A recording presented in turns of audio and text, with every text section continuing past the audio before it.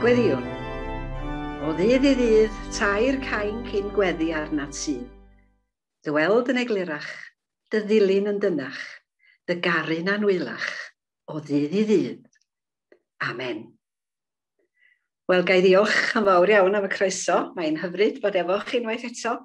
Yr ail waith yn ystod yr hen bandemig ma'n de, ond erbyn hyn, mae yna oleuni i weld ym mhen draw'r twnnel yn does. A mae yna rhywbeth yn reit agos atoch i a chynhesol yn y cyfarfodydd y Zoom yma hefyd yn does. Wel, i ddechrau, mi ganwn ni emyn, dwi'n hoff iawn hen emyn, ond mae o'n fythol gyfoes, 184. Dyro i ni weld o newydd mai ti arglwydd i wein rhan, a'i dy bresenoldeb hyfryd gyda ddweision i bob man. Tir di lawr arglwydd mawr, rhod y fendith yma nawr.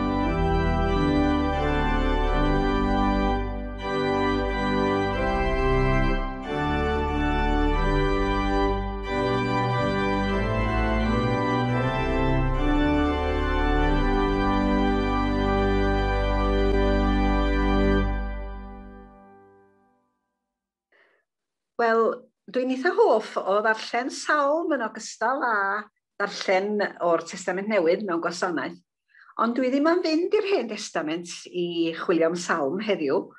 Hytrach dwi am ddarllen salm gyfoes i chi. Perl o salm gyfoes yn y marn i. Yr awdur ydy Mrs Myfanwy Bennett Jones sydd yn digwydd bod yn gyd-aelod am i yng Nghapel Rhosygad, Llanfair Pwll. Mi ddoes ar draws y salm yma yn un o gyfrola y diweddar sylwaith Elfed ap Nefydd Roberts, Amser i Dduw. A dydy'n dyled ni yn enfawr i Elfed ap Nefydd dwch. Mae o wedi gadael gwaddol gyfoethog o lenyddiaeth grefyddol i ni yn tydi. Salm i'r cymwynaswyr ydy penawd y salm yma. Mae'n salm amserol a mae hi'n weddi ddwys hefyd. Dyma hi salm i'r cymwynaswyr. Molwn di am y cymwynaswyr, y rhai sy'n teulu ei gofal fel gwlydd, yn gwasgaru caredigrwydd fel cawodydd bywiol. O ffynhonnau tosturi fedardd olew a gwyn yn falm i ysbryd briwedig. O ganrif i ganrif bu olau dwylo ar fywydau brau, yn rhannu ymgeledd, yn estyn cymorth. Ei cydymdeimlad a draidd i gilfachau gofid, gan hilio byrddau cysur yng ngwydd galar. Dyma'r rhai a ddangosodd y ddiogelwch y sarn lle na welid ond corstir.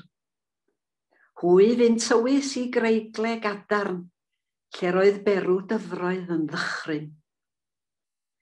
Dirgel yn aml i'w ei gweithredoedd, wedi ei cyflawni o ymroddiad calon hael, heb un cymhelliad ond ymateb i drienni, heb un sbardun ond cariad cywir.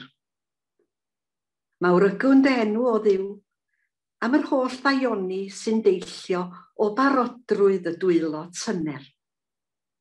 I ti yr hoddwn fawl am yr angylion sydd heddiw fel erioed yn tramwyo llwybrau deiar. Dyro o arglwydd yn ein calonau ninnau os maen nhw'n ddilyn o troed y gwas, y goleuni i ganfod angen, a'r cariad a'n gwna'n gymwynaswyr i'n cydfforddolion. A rwan, troi i'r actau.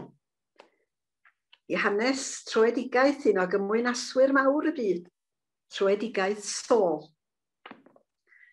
Yr oedd Saul yn dal i chwythu bygythion angheuol yn erbyn disgyblion yr arglwydd, ac ddiaeth at yr archoffeiriad a gofyn iddo am lythyrau at y synagogau yn Damascus, fel os byddai'n cael hyd i rywrai o bobl y ffordd, yn wir neu'n wragedd, y gallai ei dal a dod â hwy i Jerusalem. Pan oedd ar ei daith ac yn agosau at Damascus, yn sydyn fflachiodd o'i amgylch o leini o'r nef. Syrthiodd ar lawr, a chlywed lais yn dweud wrtho, Saul, Saul, pam rwyt yn ferli di? Dywedodd yntau, pwy wyt ti arglwydd? Ac eber llais, Iesu i fi, yr hwn yr wyt ti'n ei erlyd. Ond cod, a dos i mewn i'r ddinas, ac fe ddywedir wrthyt beth sy'n rhaid i ti ei wneud. Roedd y dynion oedd yn cyddeithio ag ef yn sefyll yn fyd, yn clywed y llais, ond heb weld dim. Cododd Saul oddi ar lawr, ond bod ei lygad yn agored, ni allai weld dim. Arweiniasant ef gerfydd ei law i mewn i Damascus. Bu am dridiau heb weld, ac ni chymerodd na bwyd na diod. Roedd rhyw ddisgybl yn Damascus o'r enw Ananias, a dywedodd yr arglwydd wrtho ef mewn gweledigaeth, Ananias, dywedodd yntau, dyma fi arglwydd. Ac meddai'r arglwydd wrtho, cod, a dos i'r stryd a elwir y stryd union, a gofyn yn hyd Judas am ddyn o Darsus o'r enw Saul. Cei hyd iddo honno yn gweddio. Ac mae wedi gweld mewn gweledigaeth ddyn o'r enw Ananias yn dod i mewn ac yn rhoi ei ddwylo arno i roi ei olwg yn ôl iddo. Atebodd Ananias, arglwydd, rwyf wedi clywed gan lawer am y dyn hwn, faint o ddrwg mae wedi wneud i saint di yn Jerusalem. Yma hefyd mae ganddo awdurdod oddi wrth y prif offeiriaid i ddal pawb sy'n galw ar dy enw di. Ond dywedodd yr arglwydd wrtho, dos di, llestyr dewis i mi yw hwn, i ddwyn fy enw ger bron y cenhedloedd a'i brenhinoedd, a cher bron plant Israel. Dangosa fydd o faint sy'n rhaid iddo ddioddef dros fy enw i. Aeth Ananias ymaith, ac i mewn i'r tŷ, a rhoddodd ei ddwylo arno, a dweud, y brawd Saul, yr arglwydd sydd wedi fy anfon, sef Iesu, yr un amddangosod i ti ar dy ffordd yma, mwyn i ti gael dy olwg yn ôl, a ddlenwi ar ysbryd glân. Ar unwaith, syrthiodd rhywbeth fel cen oddi ar ei lygaid, a chafodd ei olwg yn ôl. Cododd, ac fe'i bedyddiwyd, a chymerodd luniaeth, ac ymgryfhaodd. Wel, o'n i'n clywed Predir yn cyhoeddi seiat neu gyfarfod trafod ar Zoom ganddoch chi acw yn y Crwys. Wel, da ni'na yn Rhosygad, yn Llanfairpwll, yn cael cyfarfod, meseiat ar nos Awrth ar Zoom. A ar hyn o bryd ydym ni'n astudio llythyr Paul at Treffesian. A diwedd mis dwytha oedd y Parch John Job yn rhoi agoriad. Ac yn ei ragymadrodd, roedd ei werthfawrogiad o gefndir a chryfdera yr hen apostol mor ddyrlymus, mor frwdfrydig. Mi nath o ysbrydoli fi droi yn ôl i'r acta ac darllen unwaith eto hanes troedigaeth Saul. Y droedigaeth fwyaf enwog yn hanes y byd, siŵr o fod, ynde. Troedigaeth y trydydd apostol ar 10. Ond eto, sut y gallid galw'r dyn yma'n apostol? Oherwydd yn ôl llyfr yr acta, y cymwystera angen rheidiol i fod yn apostol oedd bod wedi byw yng nghwmni'r Iesu o ddechrau weinidogaeth hyd i esgyniad.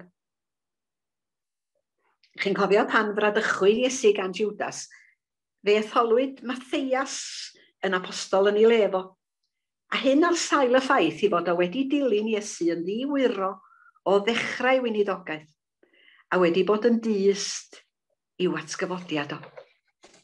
Doedd Paul ddim wedi gwneud hyn. Wyddon ni ddim os gwelodd o, neu os clywodd o Iesu erioed.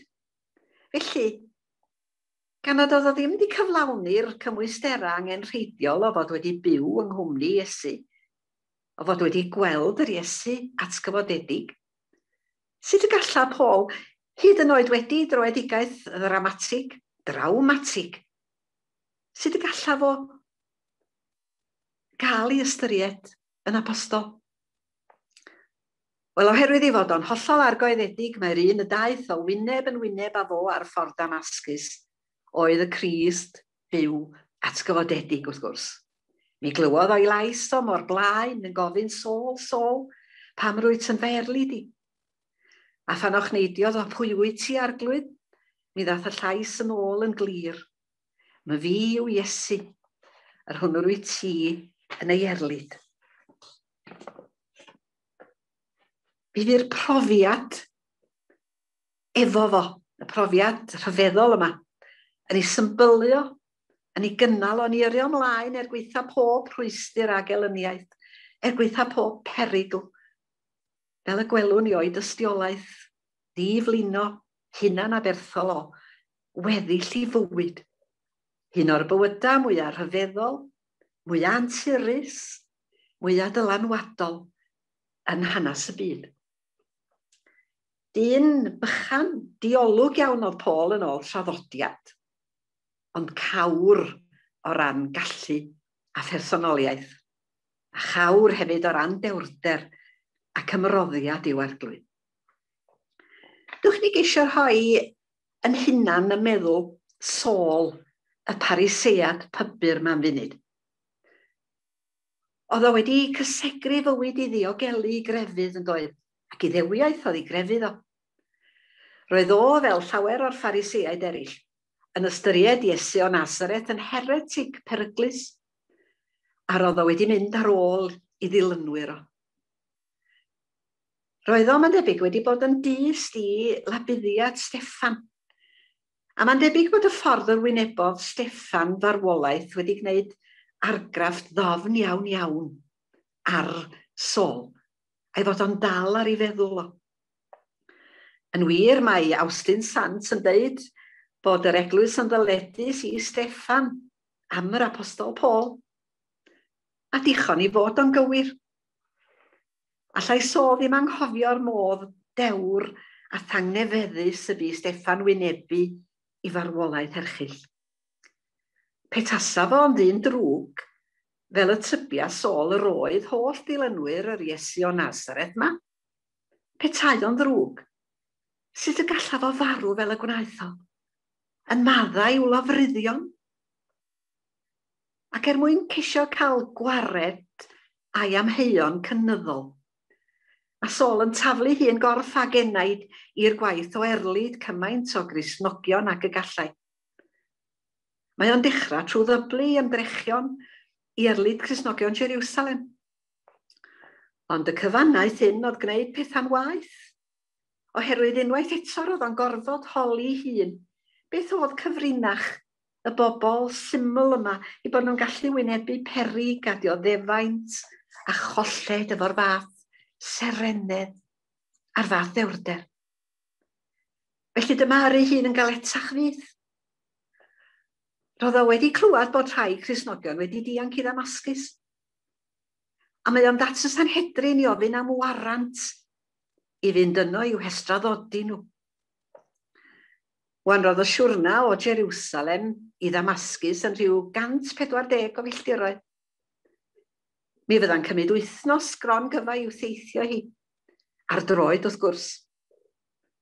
Ac unig gwmni sôl ar y daith oedd rhai o swyddogion y Sanhedrin rhyw fath o heddlu. Ac oherwydd i safle fel Pharisead, pybyr, allaf o ddim cymdeithasu fo rhain. Felly roedd o'n cerdded ar ei ben ei hun, efo'i feddylia. A roedd y ffordd o Jerusalem i Ddamascus yn rhedeg trwy Galilea. A hyn wrth gwrs yn dod â Iesu ar hyn oedd wedi digwydd iddo fo yn fyw, yn fwy fyw byth, i feddwl aniddig sôl.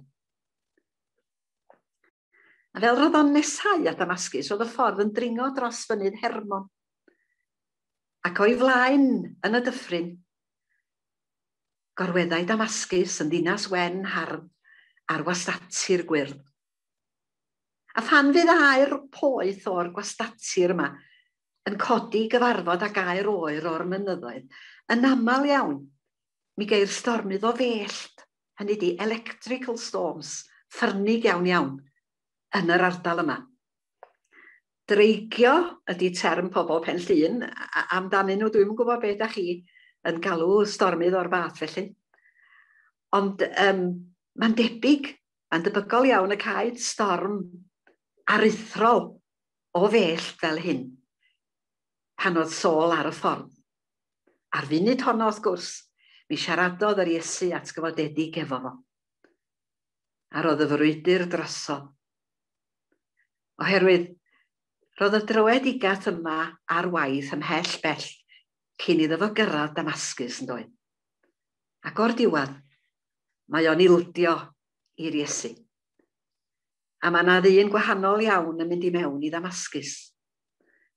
Mae'r gŵr oedd wedi bwriadu mynd i'r ddinas i erlyn a chosbi'r Cristnogion yn cael ei arwain yno yn ddall ac yn ddiymadferth. Ac o hyn allan, wedi Ananias gael ei anfon ymhen tridiau adfer i olwg o. Mae Paul yn cysegru i fywyd i Iesu Grist. A mae dewrder y dyn yn amlwg yn y ffaith iddo fo ddechrau cyflwyno i dystiolaeth Gristnogol yn Damascus yn yr union synagoga lle roedd o wedi bwriadu erlyn y Cristnogion. A lle erbyn hyn, a gynta wedi cefnu ar ei ddewiaeth, lle oedd yn llawn o elynion pwerus iddo fo. Ac eto, o'r dechrau un, mae o'n cyhoeddi trwy weithredoedd a eiria, nid oes arnaf gywilydd o efengil Iesu Grist oherwydd gallu Duw yw hi. Mae'r trydydd apostol ar 10 wedi dechrau ar waith mawr i fywyd, sef pregethu efengil Iesu Grist, trwy deithio pregethu, a trwy holl lythyra bugeiliol, a trwy fywyd yn wir.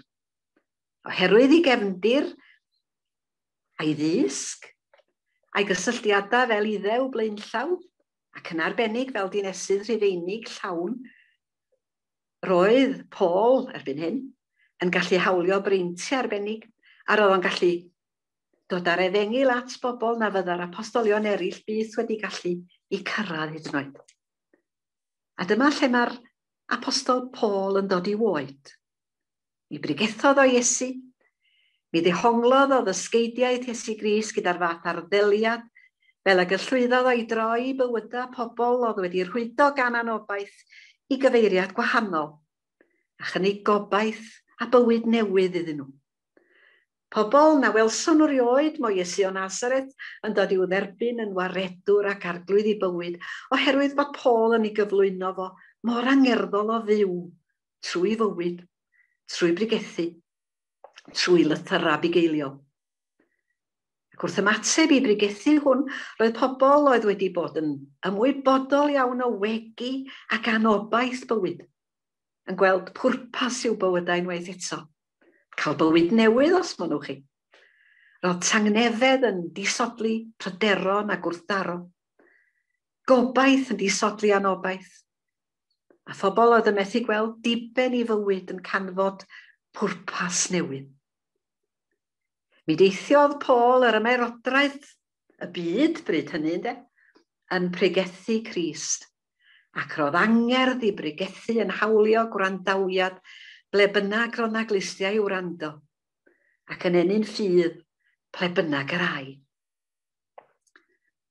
A thrwy hanes byth hynny, mae yna enghreifftiau llachar o wir a gwragedd sydd fel Paul, wedi darostwng I hunan yn llwyr I ewyllus I harglwydd, ac wedi wasanaethu o a gwasanaethu eraill efo'r un dewrder, yr un dyfal barhad ac ymroddiad, yn arbennig yn wyneb eledigaeth. Does ond eisiau ni edrych yn ôl I ddechrau protestaniaeth, at bobl fel Martin Luther, John Calvin, Zwingli, neu ddod I Gymru, pobl fel John Henry, neu arweinwyr yn henwad ni'n hunan, Hywel Harris, Pantycelyn, Daniel Rowlands. Mae'r ledigaeth yn aml iawn fel pendyfnhau ffydd ac argyhoeddiad, neu mae yn I ddifaf o'n llwyr. Ond beth am heddiw? Mi fydda llawer ohono ni rhoi unrhyw beth am weld rhywun yn llinach yr hen apostol yn dod i'n hysgwyd ni, i'n hysbrydoli ni. Oherwydd mi awgrymu ni bod ti yn anodd iawn byw eich ffydd mewn cyfnod o ddifaterwch fel heddiw yn dydi.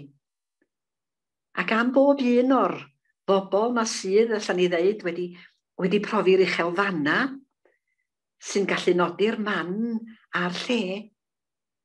Mae yna filoedd ar filoedd o'r ei eraill yn dilyn Iesu'n ffyddlon mewn modd llai dramatig. Pobl sydd I ystyried Iesu a'i efengil yn rhan greiddiol yn sail i'w bywydau nhw erioed. Ac sydd mewn hawddfyd ac adfyd wedi profi sawl eiliad dragwyddol yng nghwmni Iesu Grist. Pobl, os maen nhw chi sydd â'i bywyd yn egluro marwolaeth Calfari.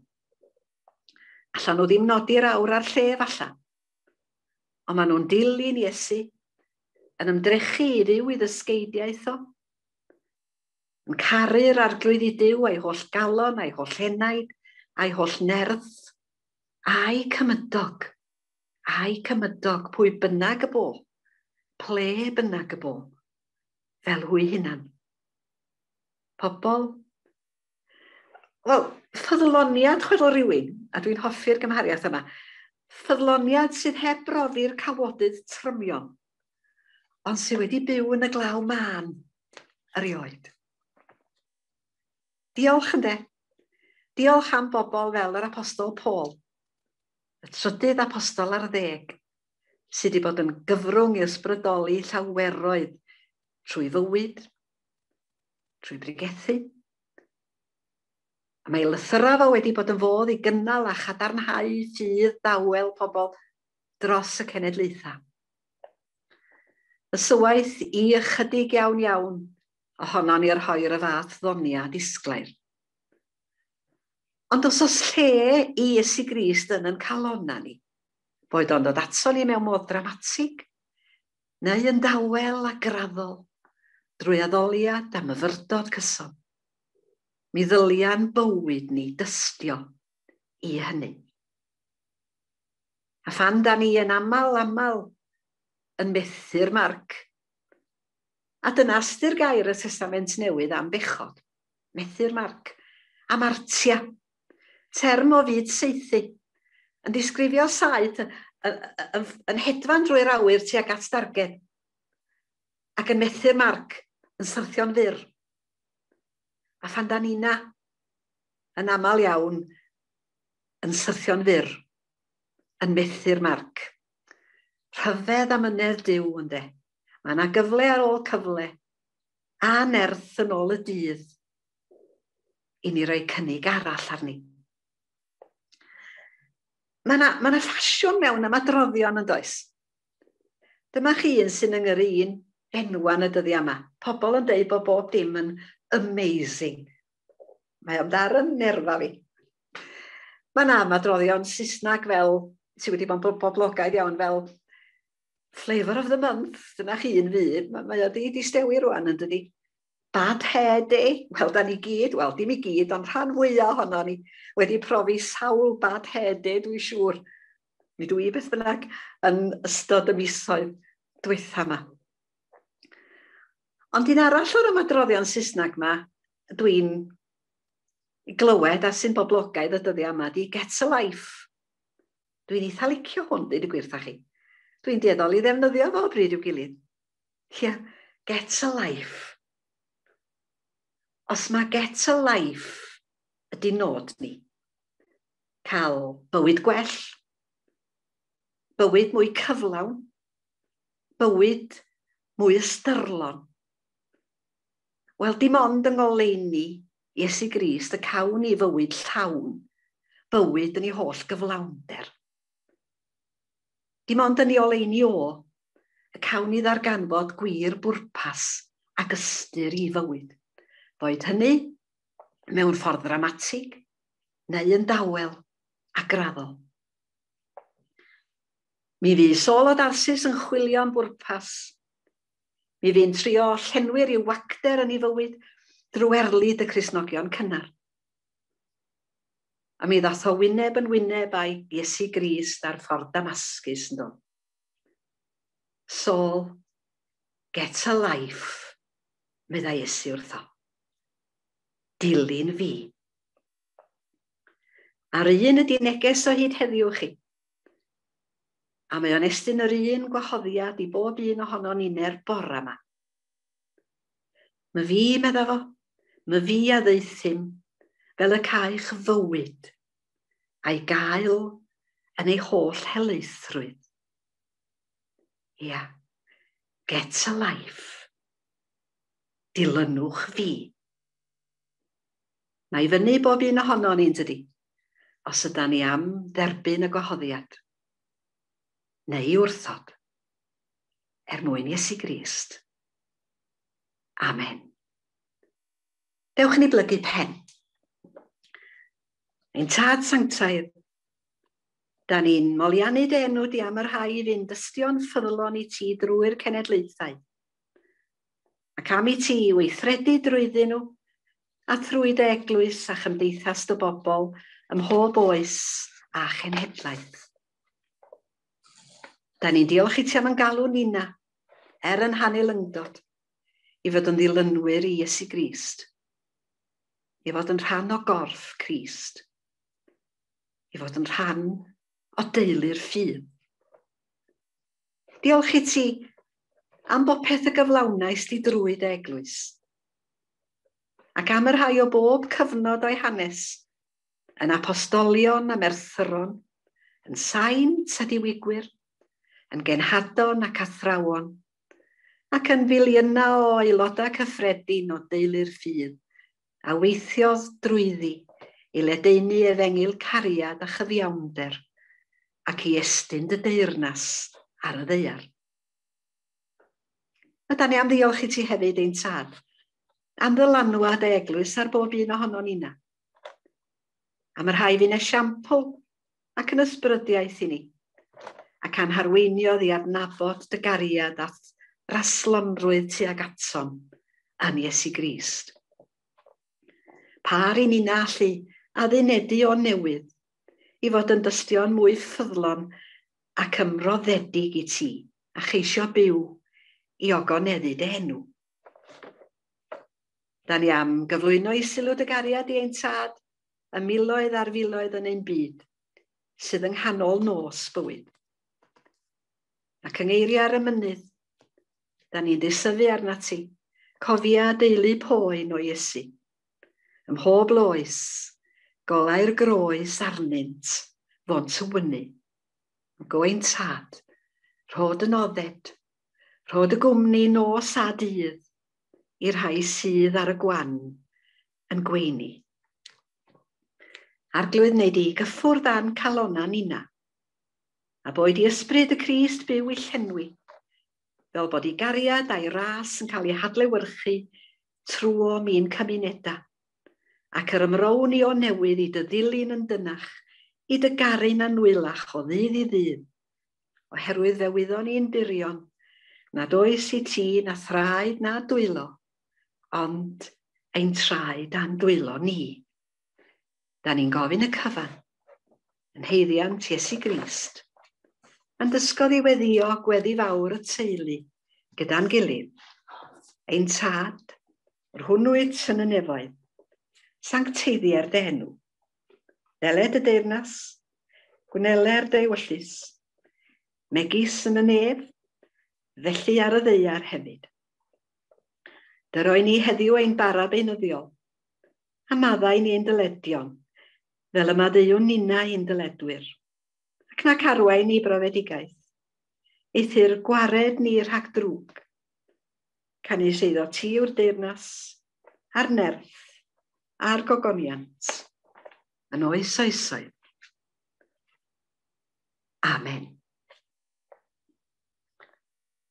Wel, mi drawn ni rwan at yn hemyn ola heddiw, emyn John Edward Williams, 679 yng Nghaneuon Ffydd, tydi sydd heddiw fel erioed yn cymell dilyn fi, dy ddilyn wnaf o Iesu mawr, fy ymffrost ydw i ti, ym mhob ystorom, siom a loes, pan lifo'r dagrau'n lli. Rhoi mi brofi Iesu mawr, rin da gosrwydd di.